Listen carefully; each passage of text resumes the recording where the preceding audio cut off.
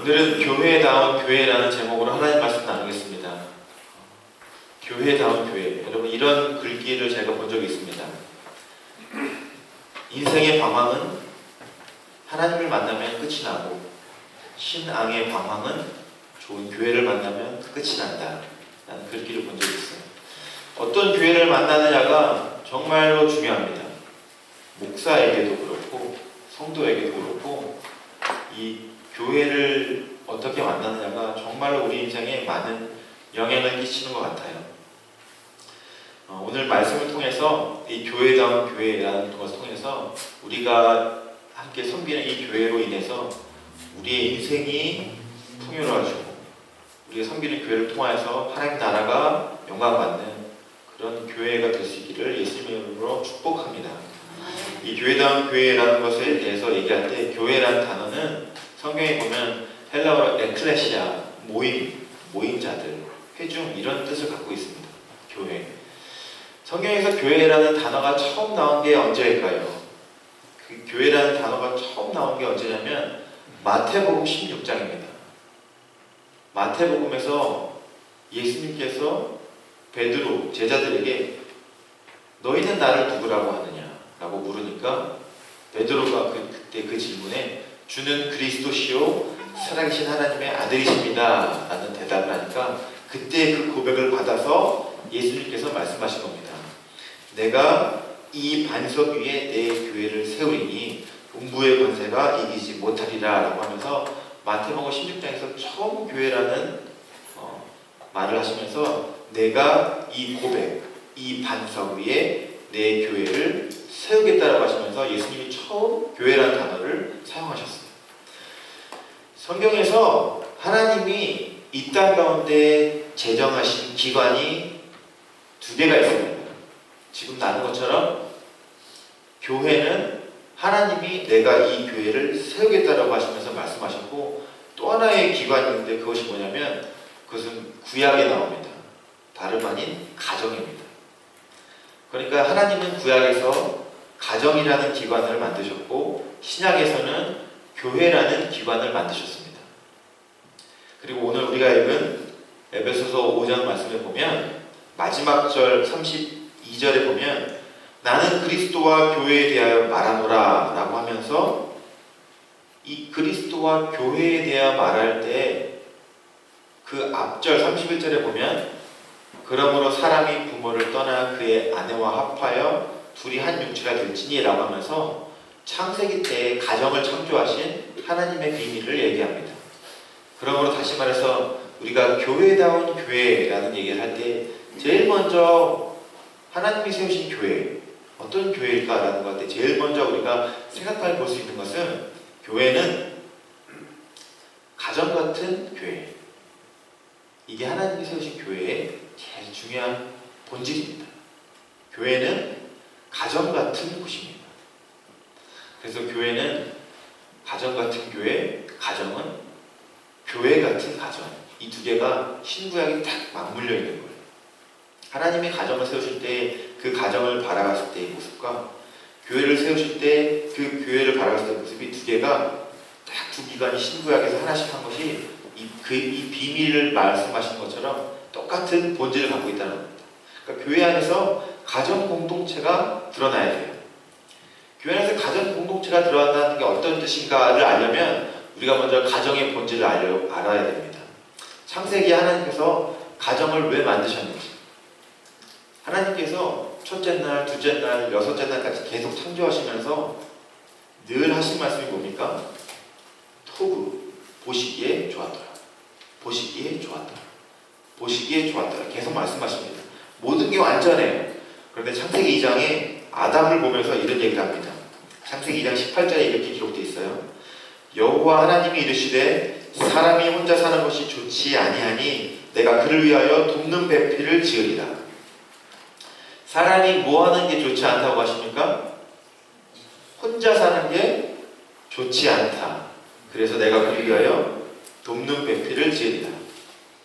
그래서 만든 것이 여자입니다. 하나님이 남자와 여자 한 가정을 만드는 본질, 이유가 뭐냐면 둘이 한 몸을 이루기 위해서. 홀로 있는 것이 좋지 않기 때문에 가정의 본질이에요. 함께 하는 것. 오늘 31절에 그러므로 사람이 부모를 떠나 그의 아내와 합하여 둘이 한 육체가 되지. 그러니까 하나 되는 것. 이것이 가정의 본질입니다. 그러니까 교회가 가정 같은 교회가 된다는 얘기는 무슨 말이냐면 혼자가 함께가 되는, 혼자 있는 사람이 함께 가는 그 비밀을 가진 교회가 가정 같은 교회라는 것입니다. 교회다운 교회의 제일 가장 중요한 본질, 가정 같은 교회, 함께하는 교회. 이것이 하나님이 교회를 향하여서 뜻하신 계획이라는 거예요. 여러분, 얼마나 이 시대가 함께보다 홀로 하는 것을 더 선호하는지 모릅니다. 여러분, 혼자 하는 게 편합니까? 함께 하는 게 편합니까? 여러분, 이런 말 한 적 없어요? 막 일하다가 그냥 나 혼자 할 테니까 저를 가라. 성가시게 하지 마요. 여러분, 일하는 게 혼자 하는 게 훨씬 편합니다. 혼자 하는 게 훨씬 편해요. 내가 그만큼 세요. 우리가 그만큼 서로 독특해요. 함께 하는 건 굉장히 어려운 거예요.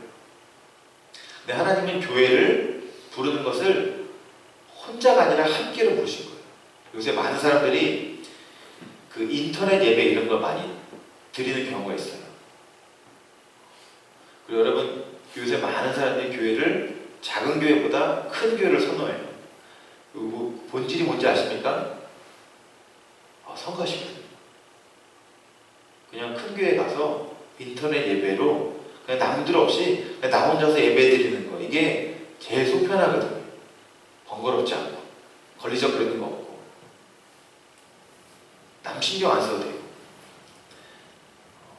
여러분, 하나님이 우리를 혼자가 있는 것을 아름답다고 하지 않으시고 둘이 한 육체를 이룬 것을 아름답다고 하십니다. 혼자 있는 것은 하나님이 원하시는 바가 아니에요. 그래서 교회는 커뮤니티, 공동체가 되어야 됩니다. 홀로 하는 것이 하나님의 영광을 드러내지 않습니다. 같이 하는 것이 교회 되게 합니다. 교회의 본질이 예배는 맞아요. 교회의 목적이 하나님을 예배하는 것은 맞아요. 그런데 더 구체적으로 얘기하면 교회의 본질은 함께 예배하는 거예요. 어떤 사정상, 형편상 인터넷으로 예배를 드려야 될 경우가 있습니다. 선교지에서도 그렇고 어떤 예배의 어떤 그런 형식을 갖추기 어려운 그런 곳에서 어떻게든 하나님께 예배하기 위해서 그런 것들은 필요합니다. 하지만 하나님은 궁극적으로 우리가 함께 모여서 예배하는 공동체가 되기를 원하세요. 사랑하는 성도 여러분, 우리 교회가, 유진 한인 장로교회가 교회다운 교회가 되기 위해서 언제나 혼자가 아니라 함께를 선택하시는 복된 인생이 되시길 예수님을 축복합니다. 이게 교회를 향한 첫 번째 부르심이에요. 하나님은 우리를 혼자에서 함께로 부르시고 반대로 교회를 분열시키는 것은 함께를 혼자 하게 합니다. 반대로 하는 거예요. 계속 공동체가 아니라 개인으로, 혼자, 나 혼자. 이 개인의 프라이버시가 중요시되는 이 시대에 살고 있어서 여러분, 이 공동체 생활하는 게 여러분 삶 가운데 쉽지는 않을 거예요. 교회 오시면 그거 쉽지는 않을 거예요. 그러나 여러분, 우리가 쉬운 길을 선택하라고 부름받은 것이 아니라 옳은 길을 선택하라고 부름받은 사람들인 것을 깨달으셔서 언제나 교회 오시면 나랑 좀 안 맞더라도 내 뜻을 이루는 것이 아니라 하나님의 뜻을 이루는 것이 목적이니까 함께하는 길을 선택하세요.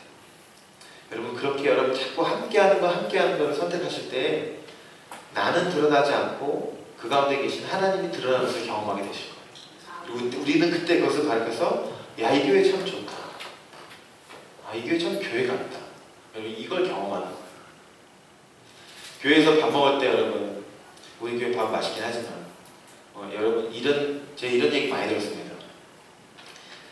이렇게 좀 규모가 있는 교회 가잖아요. 그럼 식당에 딱 있으면 소리 들려요. 듣고 싶어 들으니까 들려요. 메뉴 뭐야? 뭐야? 나가서 먹자. 들려요. 가서 먹자. 그냥 딴 집 가서 먹자. 나가서 먹자. 들려요.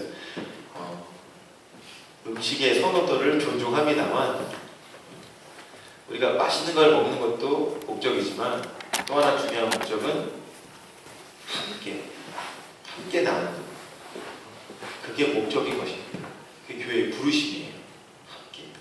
우리가 이 함께라는 의미를 조금만 더 묵상하면은 여러분 우리가 같은 곳에 있다고 함께 있는 것이라고 얘기할 수는 없습니다.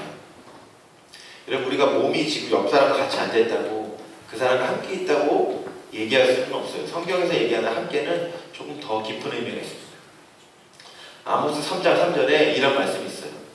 두 사람이 뜻이 같지 않은데 어찌 동행하겠느냐. 두 사람이 뜻이 같지 않은데 어찌 동행하겠느냐. 여러분 어떤 길을 갈 때 옆 사람과 생각이 다르면 한없이 거리가 먼 경험을 한 적이 있으실 거예요. 제가 싱글이다가 아내를 만나서 결혼을 했어요. 결혼을 하고 제일 힘들었던 게 뭐냐 그러면 부부싸움하고 같은 방에 있는 거예요. 야, 미치겠네요. 숨이 막힐 것 같은 거예요. 분명히 어저께까지만 해도 그 방에 같이 있는 게 하나도 불편하지 않은데 마음과 마음이 탁 틀어지는 걸 경험하면은 같은 방에 있기가 너무 힘들어요. 여러분 어떤 사람은 딱 옆에 있을 때 몸은 붙어 있지만 마음은 완전히 멀리 떨어져 있는 것을 경험해 본 적이 있으시죠? 그러니까 동행이라는 것, 함께 있는다는 것은 우리의 육체가 같이 있는 걸 의미하는 게 아니에요. 마음과 마음이 닿아 있느냐라는 것을 말하는 거예요. 하나님이 말씀하시는 가정 같은 교회, 공동체 되는 교회는, 함께하는 교회는 바로 마음과 마음이 닿는 교회. 로마서 12장 15절에 이렇게 말씀합니다. 즐거워하는 자들로 함께 즐거워하고 우는 자들로 함께 울라. 옆 사람의 어려움이 나에게 그대로 전달되고 함께 섬기는 공동체 일원의 즐거움이 나에게 그대로 전달되는 것. 즐거움을 나누고 어려움을 함께 나누고. 여러분 이 함께가 이루어지는 것이 가정 같은 교회, 교회다운 교회인 것입니다. 여러분 이 일을 위해서 우리가 먼저 해야 될 것이 뭐냐면 우리가 먼저 마음을 오픈하셔야 돼요. 서로의 삶을 나눔이 있어야 돼요. 쉽지 않지만 여러분 그것이 교회입니다. 그것이 하나님이 우리를 부르신 교회의 디자인 본질이에요. 유진 한인교회가 무엇보다 믿음 안에서 서로 함께 가는 그런 한 공동체가 되는 교회가 될 수 있기를 예수님의 이름으로 축복합니다. 첫 번째로 우리가 가정 같은 교회가 교회다운 교회라면 두 번째로 교회다운 교회를 위해서 우리가 필요한 것이 뭐냐면 교회는 믿음의 공동체, 믿음의 공동체가 바로 교회다운 교회입니다. 23절 말씀 보시면 이렇게 기록되어 있습니다. 남편이 아내의 머리됨이 그리스도께서 교회의 머리됨과 같음이니 그가 바로 몸의 구주시니라 라고 말씀합니다. 교회가 처음 나오는 단어 마태복음 16장에서 아까 말씀드렸다시피 너희는 나를 누구라고 하느냐라는 고백의 질문에 베드로의 고백은 주는 그리스도십니다 라는 고백입니다. 다시 말해서 예수님이 주인이시고 그 주인이신 예수님은 우리의 그리스도, 메시아이십니다 라고 얘기하고 오늘 그걸 다른 말로 뭐라고 얘기하면 그리스도는 교회의 머리가 되십니다 라고 합니다. 바로 우리의 머리가 그리스도, 예수님이라는 것입니다. 그러므로 교회다운 교회는 언제나 신앙의 고백이 나와야 됩니다. 주님이 그리스도이십니다. 예수님이 우리의 주인이십니다. 이 고백이 있는 게 믿음의 공동체예요. 이 고백이 왜 중요하냐면 우리가 살고 있는 이 삶의 환경, 여건, 보여지는 삶의 자리에서 예수님이 누구이신지를 고백하는 게 교회의 본질이라는 거예요. 우리가 읽고 있는 이 에베소서는 성경이 다 하나님의 진리를 드러내는, 말씀을 드러내는 것에 있어서 보편적인 공통점이 있지만 이 에베소서는 특별히 각 성경마다 독특한 메시지가 있는데 에베소서는 교회란 무엇인가? 교회는 세상 속에서 어떻게 사는 것인가? 라는 것을 드러내는 교회론에 대한 주제를 갖고 있는 것이 에베소서입니다. 그래서 사도 바울이 에베소 교회를 향하여서 그 교회는 어떤 것인지, 무엇을 믿고 어떻게 사는 것인지를 설명하고, 그것을 받는 에베소 사람들이 살고 있는 에베소라는 땅은 육상과 해상이 딱 맞물려 있는 소아시아 지역에서 가장 큰 도시예요. 모든 문물이, 문화가, 교류가 에베소를 통하여서, 에베소라는 지역을 통하여서 일어납니다. 가장 많은, 가장 성부적인, 가장 질 좋은 것들이 많은 도시가 에베소라는 거예요. 그러니까 지식도 가장 뛰어나고 세상적인 그런 타락도 가장 뛰어나는 거예요. 그래서 여러분, 세계 7대 불가사의 중에 그 아르테미스 신전이라는 것이 있습니다. 이 신전이 위치한 것이 바로 이 에베소예요. 에베소에서 이 바다를 떨어져서 10km나 떨어져도 그 신전이 확 눈에 보인대요. 바다 한복판에 서 있어도 얼마나 그게 웅장한지. 지금이야 건물들이 막 이렇게 좀 있어서 다른 건물들을 가리지만, 여러분, 신전이 그 사이즈를 제가 이렇게 찾아보니까 굉장히 크더라고요. 지금 막 야구 경기장, 이 메이저리그 야구 경기장, 이 풋볼 경기장 그만해요. 지금 스테디움만 가도 여러분 그 크기가 엄청나잖아요. 그런데 이 로마 시대 때 그런 신전이 있었던 거예요. 세계 7대 불가사에 들어갈 만하죠. 이런 걸 어떻게 그때 지은 거지라고 하면서 어마어마한 신전이 있는 거예요. 누가 봐도 딱 보이는 거예요. 그러니까 에베소 사람들은 제일 눈에 잘 들어오는 건물이 뭐예요? 신전이에요. 신전은 누구를 숭배하는 곳이에요? 황제를 숭배하는 것입니다. 로마의 황제가 신이라는 것을 예배하는 곳, 황제 신전. 그곳에서 딱 너희는 나를 누구라고 하느냐 묻는 것이에요. 마태복음 16장 900, 사람들이 나를 누구라고 하느냐, 너희는 나를 누구라고 하느냐라는 이 질문도 똑같은 배경을 보고 있습니다. 예수님이 가이사랴 빌립보에 가서 이 질문을 하시는 거예요. 너희는 나를 누구라고 하느냐. 여러분, 가이사랴 빌립보라는 말처럼 가이사랴, 로마의 황제, 빌립보, 그 도시의 유대의 황제, 이 모든 황제가 딱 머물러 있는 신전 앞에서 묻는 거예요. 그러니까 방바닥에서 이렇게 밥 먹다가 물어보는 게 아니라 사람들이 다 눈으로 목도하는 와. 여러분, 건물 보고 압도당해 본 적 있으세요?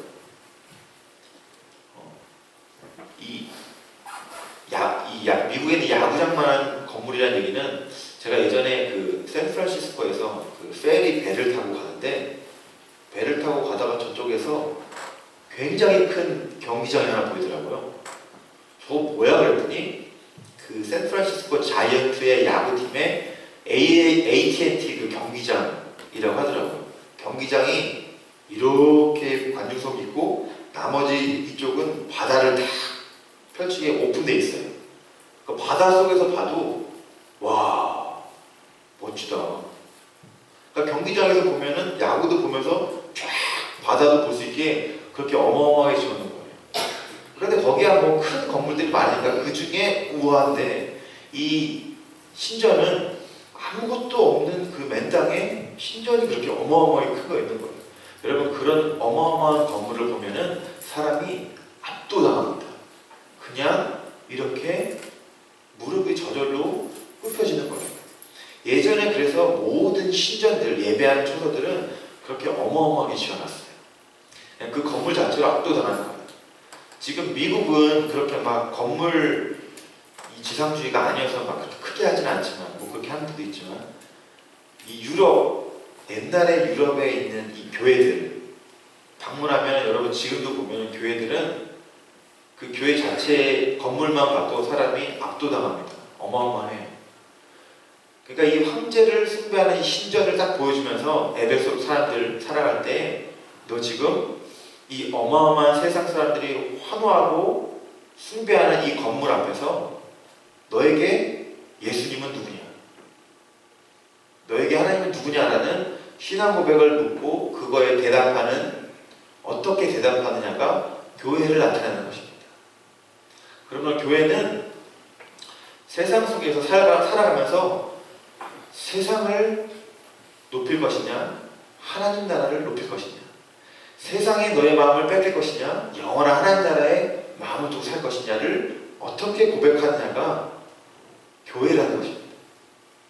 무엇을 믿느냐가 교회라는 것입니다. 사랑하는 성도 여러분, 우리가 이민 생활에서 외로워서 교회를 찾은 사람도 있고, 한국 문화가 그리워서 온 사람들도 있고, 또 많은 정보들, 도움이 필요해서 온 사람들도 있습니다. 하지만 우리의 교회가 교회다우기 위해서 가장 궁극적인 본질은 다른 거 다 아니어도 예수님이 나의 구주신이다라는 믿음의 고백이 우리를 교회되게 합니다. 우리 유진 한인 장로교회가 다른 어떤 것보다 언제나 우리의 입술의 고백이 예수님의 신앙, 나의 신앙을 예수님이 나의 주님이다라는 그 고백을 하는 공동체가 될 수 있기를 예수님의 이름으로 축복합니다. 그게 가장 중요해요. 그럼 다른 거 어떤 것이 아니어도 매일매일 고백하세요. 주님이 나의 전부이십니다.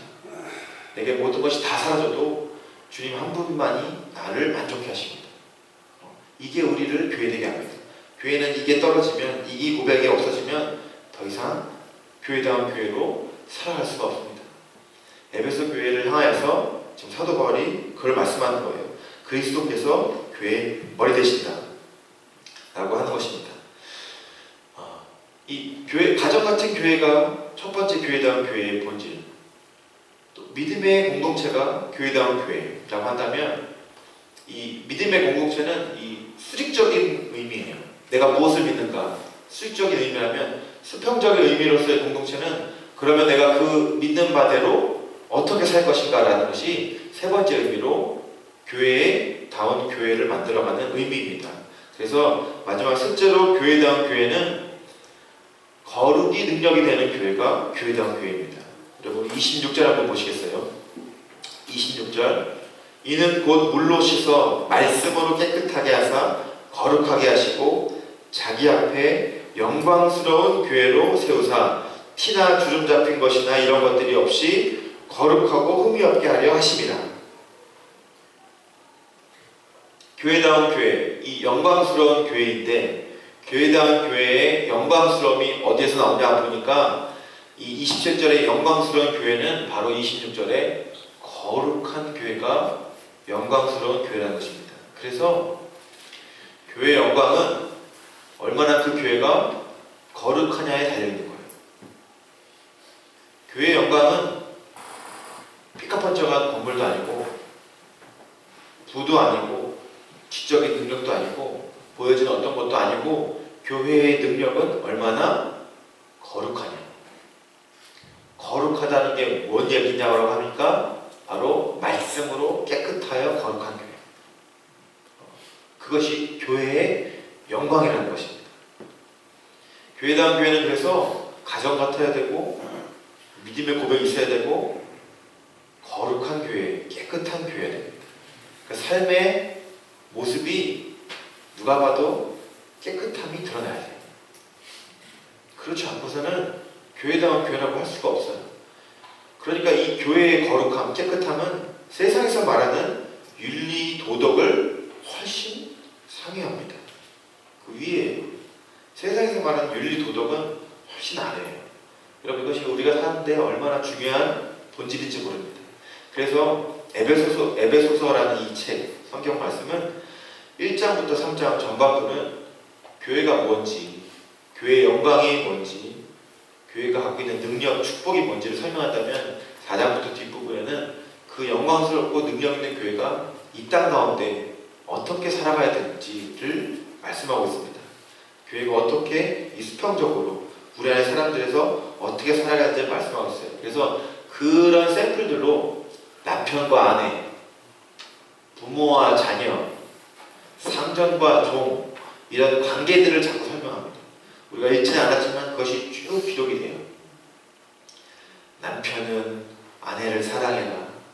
아내는 남편을 존중하고 복종해라. 이런 관계 속에서 자녀들은 부모에게 순종해라. 부모들은 자녀들을 노엽게 하지 마라.